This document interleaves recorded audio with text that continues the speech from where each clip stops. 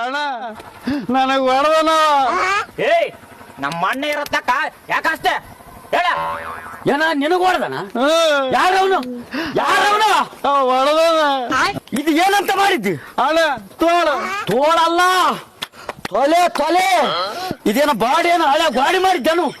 Body ನೋಡಿದಿ ಒಂದು punch ಕೊಟ್ರ ಎಲ್ಲಬ ಪುಡಿ ಯಾರವನು ತೋರಿಸುವ.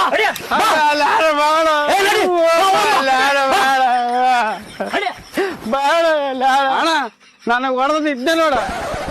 ಇದನ್ನ ಇದಕ್ಕೆ ಬೇಕು, ಇದೊಂದೇ ಸಾಕು.